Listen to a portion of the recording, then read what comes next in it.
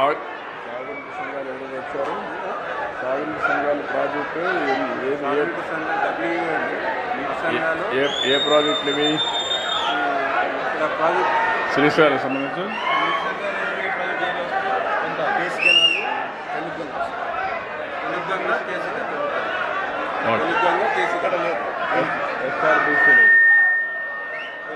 Okay. తమ్ముళ్ళు కూర్చోవాలమ్మా.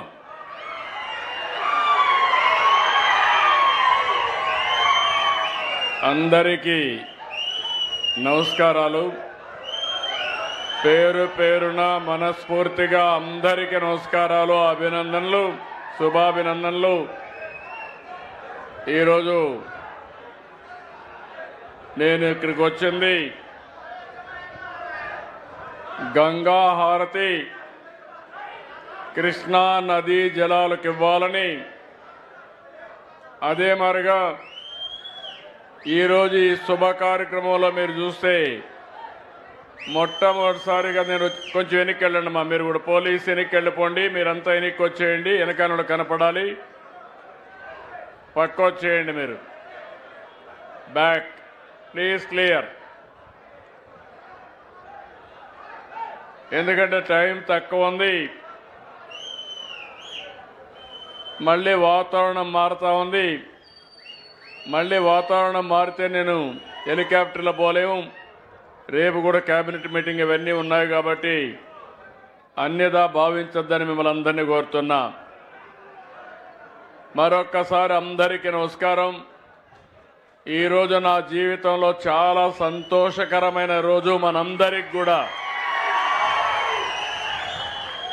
July నెలలోనే నిండిన శ్రీశైలం ప్రాజెక్టును చూస్తే గుండె నిండుగా ఉంది, ఆనందంగా ఉంది, ఆహ్లాదకరంగా ఉంది. నీటి విలువ తెలిసిన వాడిని, అందుకే జలహారతి ఇచ్చి స్వయంగా భవిష్యత్తులో కూడా నీటి కొరత లేకుండా ఉండాలని ఈరోజు నేను జలహారతి ఇచ్చాను.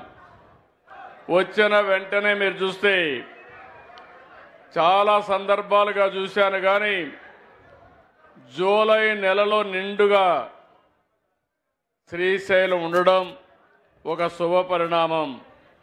ఇంకా మన దగ్గర వర్షాలు పడలేదు, కొంచెం తక్కువగానే ఉన్నాయి. పైన వర్షాలు పడ్డాయి, ఆ వర్షాల వల్ల ఎక్కువ వరద నీళ్ళు వచ్చాయి. దీనివల్ల మనకందరికీ నీళ్లు వచ్చి శ్రీశైలం ఫుల్ అయింది. రాయలసీమ జలాశయాలు లేకపోతే మొత్తం కూడా కృష్ణా పరివారక ప్రాంతం కళకళలాడే పరిస్థితి వచ్చింది. ఇది కృష్ణమ్మ తల్లికి మరొక్కసారి మనమందరం ప్రార్థనలు చేద్దాం, ధన్యవాదాలు తెలియజేద్దాం. 215 టీఎంసీ నీళ్లు శ్రీశైలంలో నిల్వ కెపాసిటీ. ప్రస్తుతం 200 టీఎంసీ నీళ్లున్నాయి. రోజుకి 1,70,000 క్యూసెక్స్ అంటే 17 టీఎంసీ నీళ్లు వస్తున్నాయి. సుంకేసుల, జూరాల ఇవన్నీ కూడా ఫుల్గా నీళ్లు ఫుల్ అయినాయి. అటు మీరు చూస్తే ఏదైతే పైనుండే రిజర్వాయర్లు అన్నీ కూడా ఫుల్ అయ్యి, తుంగభద్ర కూడా ఫుల్ అయ్యి ఆ నీళ్లన్నీ కిందకు వచ్చే పరిస్థితి వస్తూ ఉంది. ఇక్కడి నుంచి రేపటి నుంచి ఇప్పుడు మనం వదిలిపెట్టిన నీళ్లన్నీ సాగర్కి వెళ్తాయి. ఈరోజు ఒక పక్కన నేను వస్తానే మల్లికార్జున స్వామి దగ్గరికి వెళ్ళి దర్శనం చేసుకొని ప్రత్యేకమైన ప్రార్థనలు చేశాను. ఆ ప్రత్యేకమైన ప్రార్థన నా సంకల్పం నెరవేరాలని, రాయలసీమ కరువు సీమ కాకుండా రతనాల సీమ కావాలని ప్రార్థించారు. ఈ రాష్ట్రం సుభిష్టమైన రాష్ట్రంగా తయారు కావాలని చెప్పి కోరుకున్నాను. నీళ్లు మన సంపద. జలాలుంటే సంపద ఆటోమేటిక్గా సృష్టించే శక్తి మీ అందరికీ ఉంది. ఈరోజు శ్రీశైలం ఒక పవిత్రమైన పుణ్యక్షేత్రం. ఈరోజు మీరు చూస్తే ఒక శక్తిపీఠం, నాకు ఏమాత్రం అనుమానం లేదు, మల్లికార్జున స్వామి మనల్ని చల్లగా చూసినంత వరకు రాయలసీమ సుభిష్టంగా ఉంటుంది. ఇక్కడ రెండు పవిత్రమైన దేవాలయాలు ఉన్నాయి. ఒకటి శ్రీశైలం అనంగానే శ్రీశైలం మల్లికార్జున స్వామి దేవాలయం, మల్లికార్జున స్వామి. రెండో దేవాలయం శ్రీశైలం రిజర్వాయర్. ఈ విషయం మీరు గుర్తుపెట్టుకోవాలి. దేవుణ్ణి ఎంత పవిత్రంగా మనం ప్రార్థన చేస్తామో అదే పవిత్రతతో శ్రీశైలం నుంచి వచ్చే నీళ్లను కానీ మనం పూజ చేయగలిగితే ఈ రైతుల కష్టాలు తీరుతాయి, మీకు సమస్యలే ఉండవని చెప్పి కూడా నేను మీకు తెలియజేస్తున్నా. మన పూర్వీకులు మనకిచ్చింది సనాతన దేవాలయాలు, ఇప్పుడు మనం కట్టుకునేది ఆధునిక దేవాలయాలు. ఈ విషయం మీరు గుర్తుపెట్టుకోవాలి. మసీదులు ఉండొచ్చు, చర్చిలు ఉండొచ్చు, దేవాలయాలు ఉండొచ్చు, కానీ అందరికీ అవసరమైంది ఆధునిక దేవాలయాలు. ఆ దేవాలయాలే రిజర్వాయర్లు, జలాశయాలని చెప్పి మీ అందరికీ విజ్ఞప్తి చేస్తున్నా. మీరు ఒక్కసారి గతాన్ని కూడా గుర్తుపెట్టుకోవాలి. రాయలసీమలో అందరూ ఒకే మాట అన్నారు, రాయలసీమ ఎవ్వరూ కాపాడలేరు, ఇది రాళ్ల సీమగా మారిపోతుందని అందరం కూడా ఆశ వదులుకున్నాం. కానీ సంకల్పం ఉంటే ఏదైనా చేయగలుగుతామని ఆలోచించిన వ్యక్తి సీమ గతిని, స్థితిని, భవిష్యత్తును మార్చేదానికి రూపకల్పన చేసిన నాయకుడు ఎన్టీ రామారావు గారు. ఆ తర్వాత నేను కూడా ఒకటే చెప్పాను, నేను మీకు అండగా ఉంటా. రాయలసీమ రాళ్లసీమ కాదు, రాయలసీమ రత్నాల సీమగా చేసే బాధ్యత నాదని నేను చెప్పి ఆ ఉక్కు సంకల్పంతో ముందుకు పోతున్నాం. ఈరోజు మీరు ఒక్కసారి చూస్తే నీళ్లు ఇస్తే రైతులు ఇక్కడ బంగారం పండిస్తారు. మనది వ్యవసాయ ఆధార రాష్ట్రం. సాగు బాగుండాలంటే నీళ్లు ఉండాలి. అందుకే సాగునీటి ప్రాజెక్టులకు ఎక్కువ ప్రాధాన్యత ఇచ్చాం. 14-19 68,000 కోట్ల రూపాయలు ఆధునిక దేవాలయాలకి, సాగునీరు జలాశయాలకు ఖర్చు పెట్టిన పార్టీ తెలుగుదేశం పార్టీ. ఒక్క రాయలసీమలో 12,500 కోట్ల రూపాయలు ఖర్చు పెట్టాం. కానీ దురదృష్టం, 5 ఏళ్ళు ఒక పార్టీ వచ్చింది, పేరు కూడా చెప్పను. ఆ పార్టీ వచ్చి నారాయలసీమని 2,000 కోట్లు ఖర్చు పెట్టారు. ఈ 2,000 కోట్ల రూపాయలు జీతాలకు కూడా ఇచ్చే పరిస్థితి లేదు. మళ్ళీ నేను వచ్చాం, ఎన్డీఏ వచ్చింది. ఈ సంవత్సరం ఒకే ఒక ప్రాజెక్టు హంద్రీ నీవా 3,850 కోట్ల రూపాయలు ఖర్చు పెట్టి 4 టీఎంసీ నీళ్లు తీసుకుపోయే విధంగా కార్యాచరణ ప్రణాళిక తయారు చేసింది ఎన్డీఏ ప్రభుత్వం. నేను మీ అందరికీ ఒకటి హామీ ఇస్తున్నా, 11వ తారీఖున పంపులు ప్రారంభిస్తాం. 15వ తారీఖు జీడిపల్లికి నీళ్లు తీసుకుపోయే బాధ్యత ఈ ప్రభుత్వానిది. మీరందరూ గుర్తుపెట్టుకోవాలి. సాగునీటి విషయంలో సీమలో పేటెంట్ ఏదైనా ఉందంటే అది ఎన్డీఏది, తెలుగుదేశం పార్టీది. తెలుగు గంగ ఎవరు తమ్ముళ్ళు ప్రారంభించిందని మిమ్మల్ని అడుగుతున్నా. పోతిరెడ్డి పాడు ప్రారంభించింది ఎప్పుడని మిమ్మల్ని అడుగుతున్నా. గాలేరు నగరు ఎవరు ప్రారంభించారని మిమ్మల్ని అడుగుతున్నా. హంద్రీ నీవా ఎప్పుడు వచ్చిందని మిమ్మల్ని అడుగుతున్నా. గండికోట మొదలుకొని అన్ని ప్రాజెక్టులు కడాకు సిద్ధాపురం వరకు నేనే ప్రారంభించా, నేనే నిర్మాణం చేశాం. అందుకే ఈరోజు మీరు ఒక్కసారి చూస్తే నేను ఎప్పుడు కూడా తెలుగు రాష్ట్రాలు బాగుండాలి, అటు తెలంగాణ బాగుండాలి, ఇటు ఆంధ్రప్రదేశ్ బాగుండాలి. నాకు ఇచ్చిన గౌరవం చరిత్రలో తిరిగి ఎవ్వరికి ఇవ్వరు, ఎవరికి దక్కదు. మీరందరూ చూస్తే సమైక్య ఆంధ్రప్రదేశ్లో 10 సంవత్సరాలు ముఖ్యమంత్రి, 10 సంవత్సరాలు ప్రతిపక్ష నాయకుడిని. ఎవరు కూడా ఇంత సుదీర్ఘ కాలంలో ముఖ్యమంత్రిగా ప్రతిపక్ష నాయకుడిగా లేరు.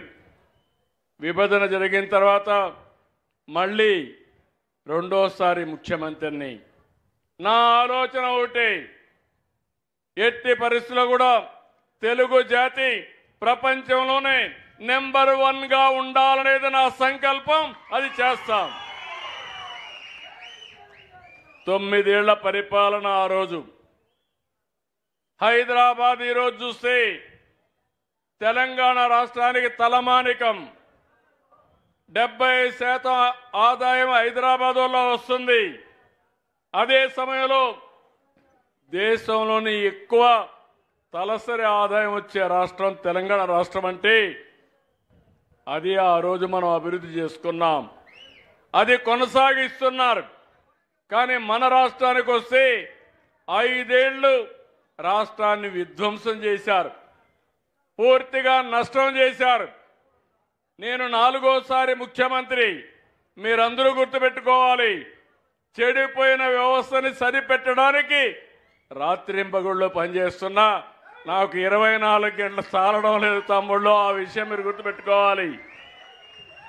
అయితే భగవంతుడు అందరికీ 24 గంటలే ఇచ్చాడు. ఆరోగ్యంగా ఉంటే ఇంక కొన్ని సంవత్సరాలు బతుకుతాం. బాగా చెడు అలవాట్లుంటే, చెడు ఆలోచనలుంటే తొందరగానే పోతాం. అవునా కాదా అని మిమ్మల్ని అడుగుతున్నా. అందుకే ఈరోజు మీరు చూస్తే 3,890 కోట్ల రూపాయలతో హంద్రీ నీవా కాలువల విస్తరణ, కాలువల లైనింగ్ ఇవన్నీ మొదలుపెట్టాం. నేను ఒక టార్గెట్ పెట్టాను, ఈ నెల 15కు జీడిపల్లికి నీళ్లు రావాలి.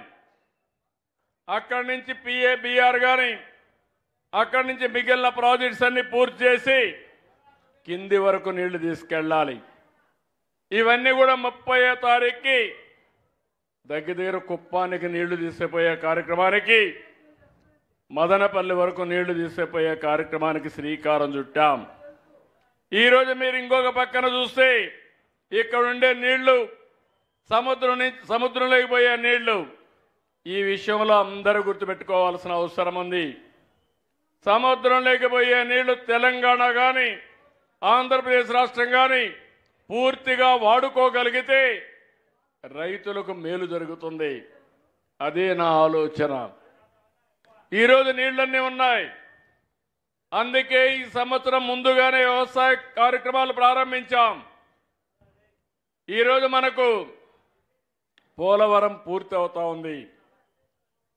ఆ రోజు మీరు ఒక్కసారి ఆలోచిస్తే, నేను కానీ ముఖ్యమంత్రిగా కంటిన్యూ అయి ఉంటే, తెలుగుదేశం అధికారంలో 2019లో గెలిచుంటే ఇప్పటికి పోలవరం జాతికి అంకితమయ్యేది. ఈరోజు రాయలసీమకు నీళ్లు వస్తున్నాయంటే పోలవరం వల్ల మీకు నీళ్లు వస్తున్నాయి. ఈ విషయం మీరు గుర్తుపెట్టుకోవాలి. కృష్ణా డెల్టాకు మనం కృష్ణా వాటర్ వాడడం లేదు, పోలవరం నీళ్లు వాడుతున్నాం.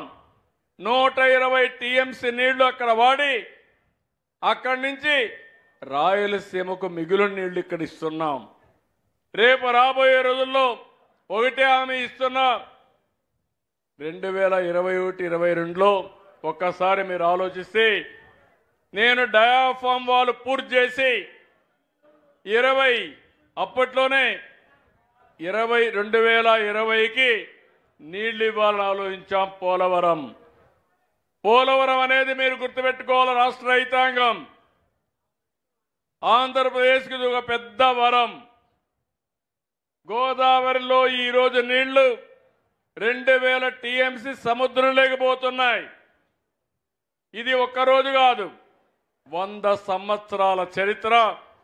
సరాసరిన 2000 టీఎంసీ నీళ్లు సముద్రంలోకి పోతున్నాయి.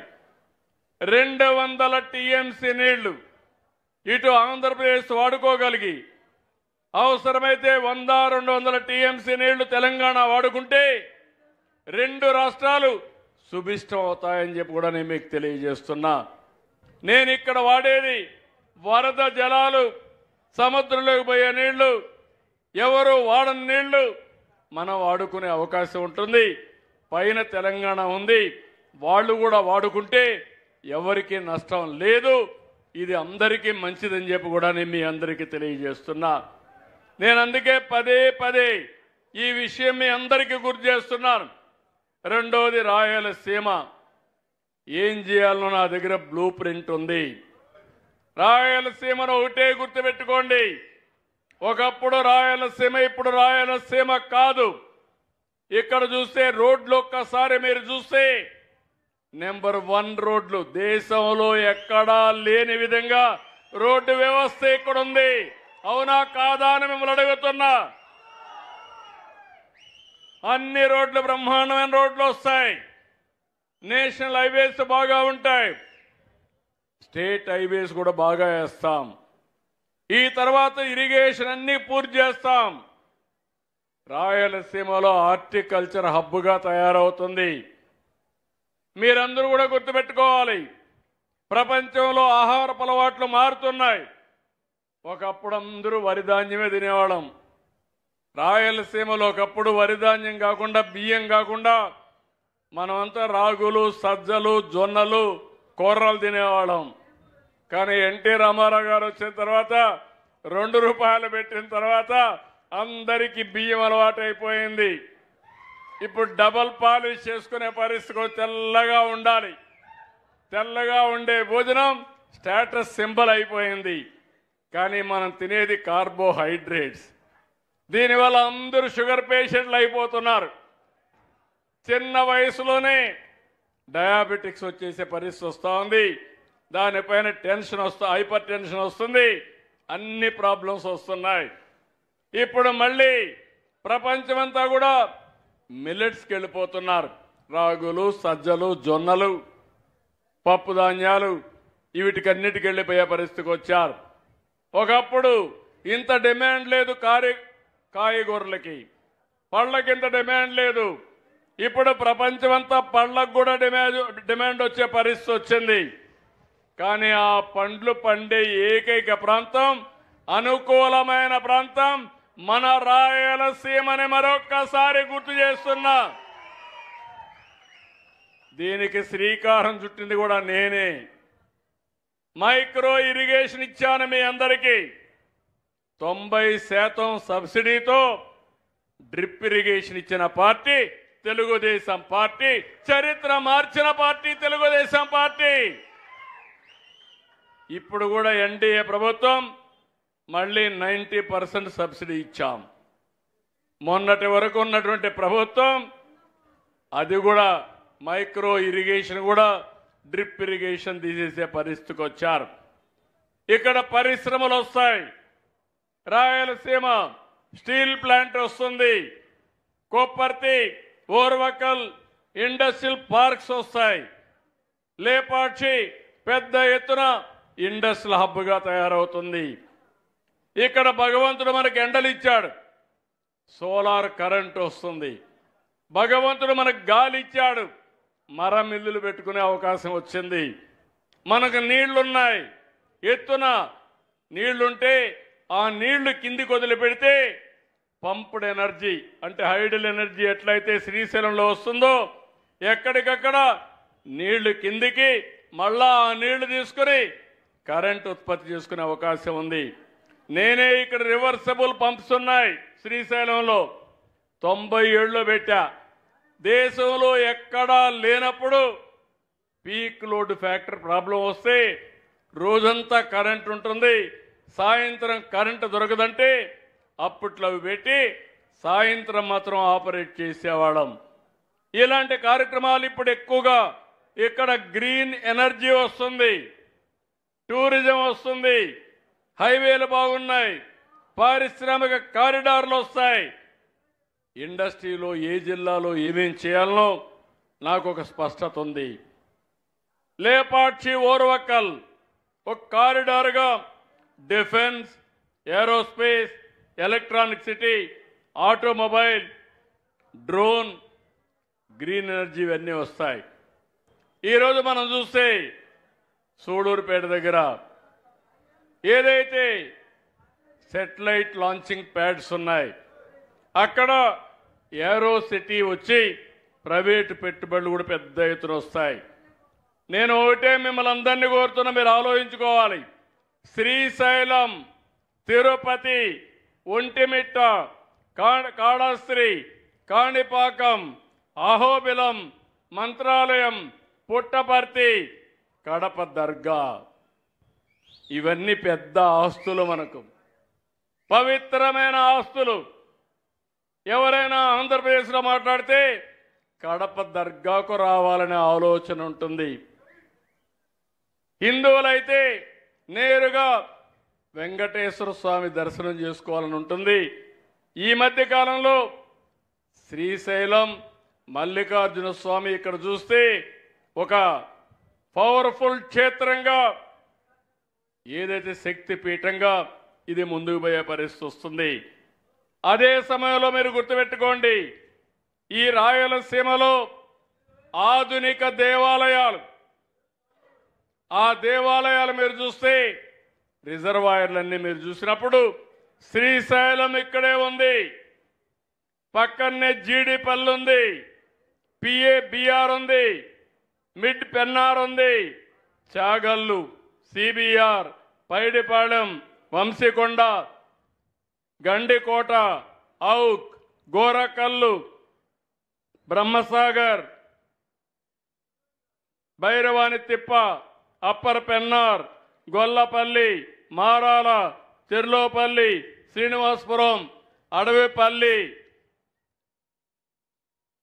అదే మరి మైలవరం, సర్వారాయ్ సాగర్, మల్లెమడుగు, బాలాసాగర్, కందలేరు, సోమశిల, పిచ్చాటూరులో కూడా ఒక రిజర్వాయర్ చూస్తే ఇవన్నీ కూడా ఆధునిక దేవాలయాలు ఉన్నాయి. నేను అన్ని రిజర్వాయర్లు ఒక దేవాలయంగా భావిస్తున్నా. రేపటి నుంచి మిమ్మల్ని అందరినీ గుర్తుపెట్టుకోండి. దేవుడికి పూజ చేస్తాం, మన కోరిక తీర్చమని, మన వల్ల చల్లగా చూడమని.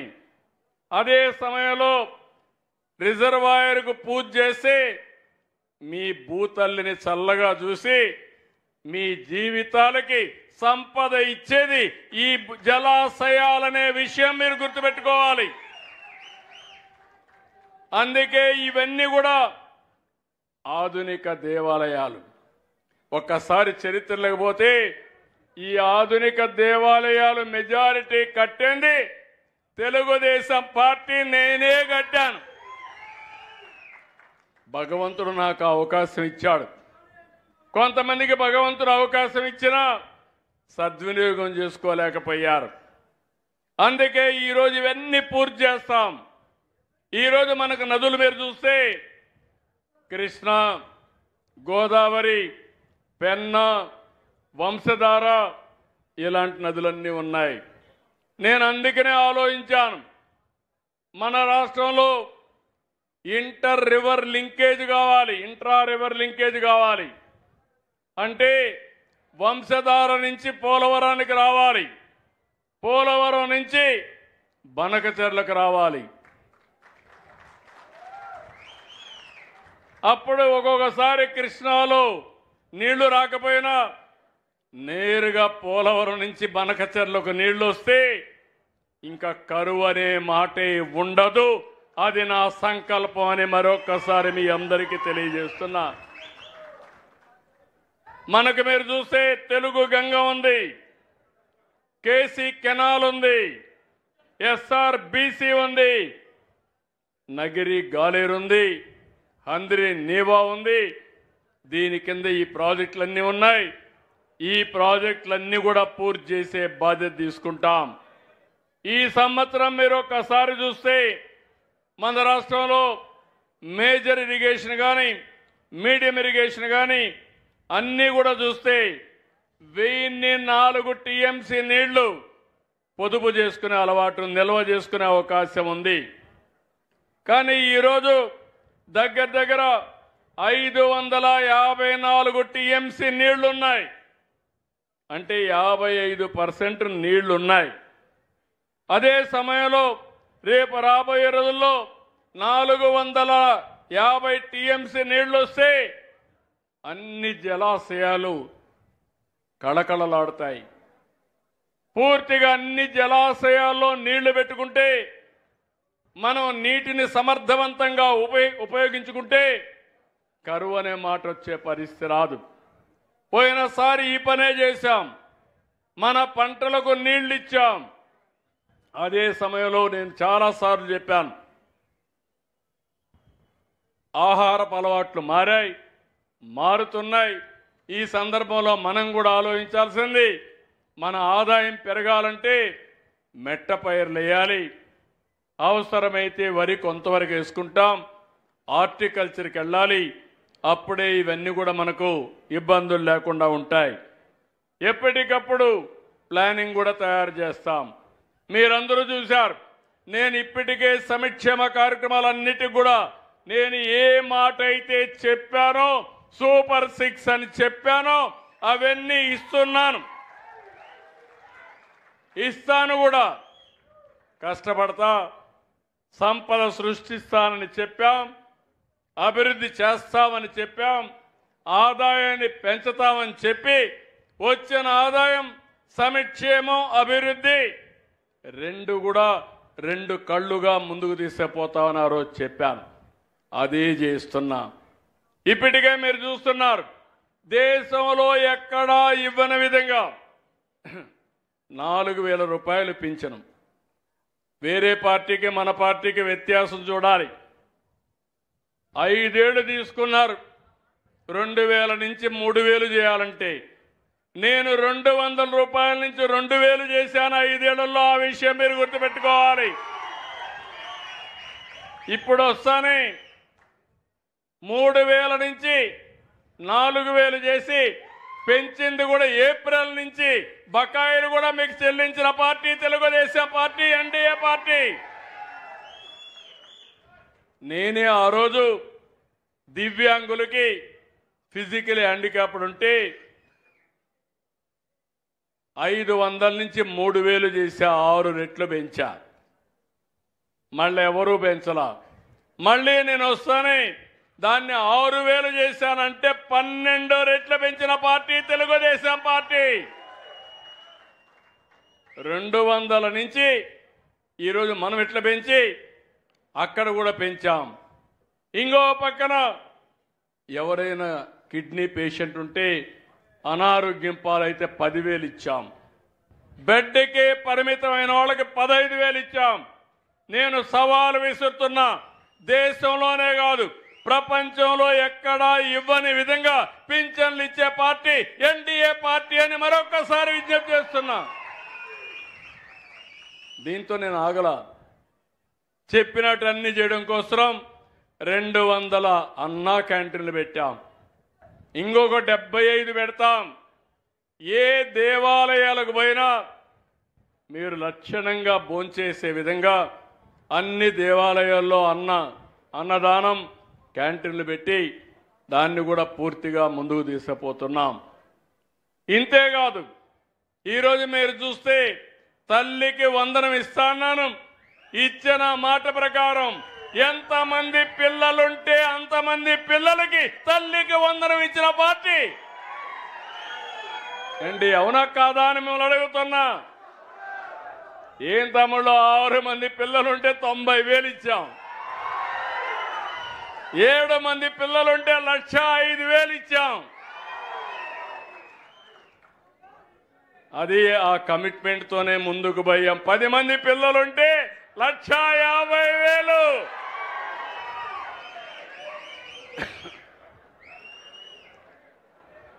ఎందుకంటే నేను జనాభాను కూడా పెంచాలనుకుంటున్నాను, మీ భారం కూడా తగ్గించాలనుకున్నాను. అందుకే భవిష్యత్తులో కూడా హామీ ఇస్తున్నా, మీరు ఎక్కువ మంది పిల్లలు కానీ ఇచ్చేస్తే మీ కష్టంలో భాగం పంచుకోవడానికి ప్రభుత్వం సిద్ధంగా ఉంది. ప్రభుత్వ విధానాలే మారస్తాను. అదే మార్గం ఆ రైతుకి ఒకటే హామీ ఇస్తున్నా. ఏదైతే చెప్పిన ప్రకారం ఏదైతే అన్నదాత సుఖీభవ కింద కేంద్రం ఇచ్చే దాంతో సమానంగా ఎప్పటికప్పుడు మీ అకౌంట్లో డబ్బులు వేసే బాధ్యత నాదని మీ అందరికీ విజ్ఞప్తి చేస్తున్నా. జూలైలోనే మీ అకౌంట్లో డబ్బులు వేస్తాం. ఇంకో పక్క మా ఆడబిడ్డలకు శుభవార్త. జిల్లాలో ఎక్కడ తిరగాలన్నా ఆగస్టు 15 తర్వాత ఫ్రీ బస్. ₹1 కూడా అవసరం లేదు. ఇవన్నీ కూడా చేసి ఎక్కడికక్కడ సంపద పెంచుతూ ముందుకు పోవాలనుకుంటున్నాం. అందుకే కొత్తగా మీరు చూస్తే ఇంకా అనేక విధాలు తీసుకొచ్చాం. అయితే ఇక్కడ నేను మిమ్మల్ని అందరినీ కోరేది సంక్షేమం పూర్తిగా ఇవ్వాలంటే, మీరు కూడా బాగా ఆనందంగా ఉండాలంటే అన్ని విధాలా మనం ఆలోచించాల్సింది ఈ నీటి సంపద అనేది మనం పెంచుకోవాల్సిన అవసరం ఉంది. నేను కొత్త విధానం తీసుకొచ్చాను. సాగునీటి సంఘాలు నేనే తీసుకొచ్చాను. డాక్రా సంఘాలు నేనే పెట్టాను. విద్యా కమిటీలు నేనే తీసుకొచ్చాను. దానికి కారణం ఎవరైతే స్టేక్ హోల్డర్స్ ఉన్నారో వాళ్ళకి పెత్తనం ఇవ్వాలని మీ అందరికీ తీసుకొచ్చాం. 6047 సాగునీటి సంఘాలున్నాయి. 267 డిస్ట్రిబ్యూషన్ కమిటీలు ఉన్నాయి. 58 ప్రాజెక్టు కమిటీలు ఉన్నాయి. వీరందరితో ఒక వారం 10 రోజుల్లో అమరావతిలో ఒక పెద్ద మీటింగ్ పెట్టి మీరేం చేయాలో మీకు వివరిస్తూ పూర్తి అధికారాలు నిధులు ఇచ్చే బాధ్యత ఈ ప్రభుత్వానిదని మరొకసారి హామీ ఇస్తున్నాను. దానిపైన మీరందరూ కూడా చెరువు చూసుకోవడమే కాదు, ఈరోజు 2 విషయాలు మీరు గుర్తుపెట్టుకోవాలి. ఒకటి, చెరువులు, రిజర్వాయర్లు, పెద్ద పెద్ద ప్రాజెక్టులు, జలాశయాలు. దీంట్లో వచ్చే నీళ్లన్నీ మనం వాడుకుంటాం. రెండోది, భూమిని ఒక జలాశయంగా మార్చుకోవడం, భూగర్భ జలాలను పెంచుకోవడం. ఎప్పుడైతే భూగర్భ జలాలు పెరుగుతాయో దగ్గర నేను కొత్త సిద్ధాంతాన్ని ఎప్పటి నుంచో చెప్పాను, మళ్ళీ మాట్లాడుతున్నాను. ఎప్పుడైతే వర్షాకాలం అయిన తర్వాత 3 మీటర్ల కంటే పైన నీటి మట్టం ఉండకూడదు, 3 మీటర్లే ఉండాలి. మళ్ళీ మనం నీళ్లు వాడుకున్న తర్వాత వర్షాకాలం కంటే ముందు 8 మీటర్ల కంటే తక్కువ ఉండాలి. అంటే 5 మీటర్లే మీరు వాడుకోవాలి. ఈరోజు 40 మీటర్లు ఎక్కడికక్కడికి వెళ్ళిపోయి 1000 అడుగులకు నీళ్లు వెళ్ళిపోయినాయి. దానివల్ల అనేక సమస్యలు వచ్చాయి. అందుకే నీటి సంరక్షణ కోసం నేను అనేక కార్యక్రమాలు, చెక్ డ్యాములు కట్టడం, కంట్రోల్ ట్రెంచెస్ కొట్టడం, ఫామ్ పాండ్స్ కట్టడం, ఇలాంటి అనేక కార్యక్రమాలు చేశాం. మళ్ళీ ఈ బాధ్యత ఈ సాగునీటి సంఘాలను కూడా ఇన్వాల్వ్ చేసి మీ ప్రాంతంలో భూగర్భ జలాలను పెంచే బాధ్యత కూడా మీకే అప్పచెప్తామని చెప్పి కూడా నేను మీకు తెలియజేస్తున్నా. మన రాష్ట్రంలో 20 మీటర్ల కంటే లోతుగా 11.2% ఉంది. 20 మీటర్లు 30.3% ఉంది. 2 కలిసి 41%. 8 మీటర్ల కంటే ఎక్కువగా, 20 కంటే ఎక్కువగా ఉండే పరిస్థితి వచ్చింది. అక్కడ కానీ భూగర్భ పరిరక్షణ చేయగలిగితే, జలాలు పెంచగలిగితే మనకు ఇంకా రాబోయే రోజుల్లో కరువు అనే మాట లేదు. రైతులు ముందుకొస్తే కుసుమ కింద మీకు సోలార్ పంప్ సెట్ పెట్టుకోవడానికి 100% మేమే డబ్బులు ఇస్తాం, పెట్టిస్తాం. మీరు కింద నుండే భూగర్భ జలాలు వాడుకోవచ్చు. కరెంటు మిగిలితే డిపార్ట్మెంట్కి ఇస్తే మీకు డబ్బులు ఇస్తాం. మీ కరెంటు కావాలంటే మీ ఇంటికి వాడుకోవచ్చు. మీ ట్రాక్టర్కి, కారుకు, సైకిల్కి, మోటార్ బైక్కి ఛార్జ్ చేసుకుని ఎలక్ట్రికల్ వెహికల్స్ పెట్టుకుంటే ఎక్కడికి తిరగాలన్నా ఫ్రీ, నీళ్లు పంప్ చేయాలన్నా ఫ్రీ, ఇంటికి కరెంటు కూడా కట్టే పరిస్థితి ఉండదు. ఇది ఆలోచించాల్సిందిగా రైతులందరినీ కోరుకుంటున్నా. నేను తీసుకొచ్చే ప్రతి ఒక్క విధానం, ఈ ప్రభుత్వం తెచ్చే ప్రతి ఒక్క విధానం మీ జీవితాల్లో మార్పు తేవాలని ఆలోచిస్తున్నాం. నేను ఒకటే హామీ ఇస్తున్నా, ఈరోజు మనందరం కూడా గుర్తుపెట్టుకోవాల్సింది ఒక పవిత్రమైన రోజు, జలహారతి ఇచ్చిన రోజు. మొట్టమొదటిసారిగా మనం చూస్తే అనుకున్న సమయానికంటే ముందే వరదొచ్చి ఈరోజు శ్రీశైలం ప్రాజెక్టు కళకళలాడే రోజు.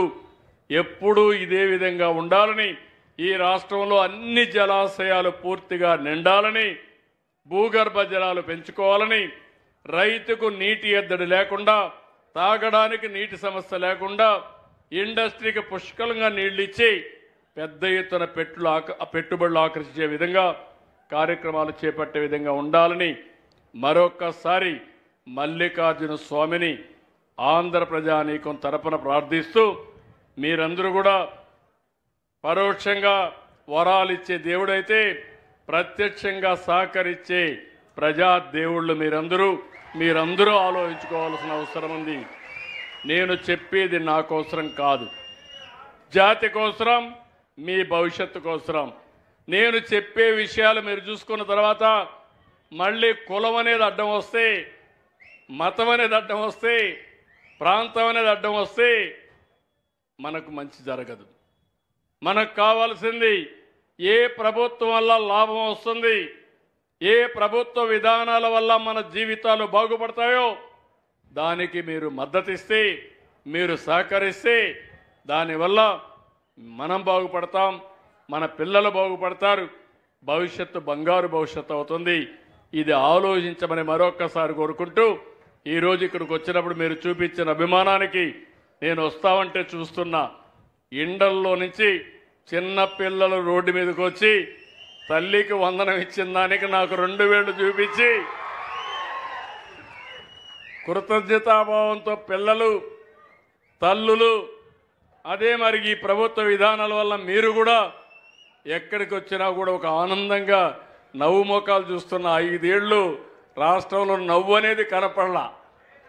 అందరికీ ఇబ్బందులే, ఎవరైనా నవ్వితే కొట్టే ఆ రోజు పాలకులు, ఇప్పుడు మిమ్మల్ని నవ్వించి పాలన చేసే పాలకులం.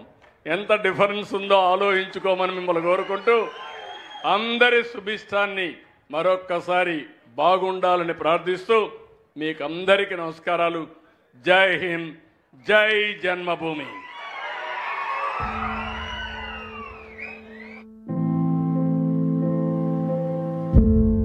దయచేసి అందరూ కూడా కూర్చోవాలి. చంద్రు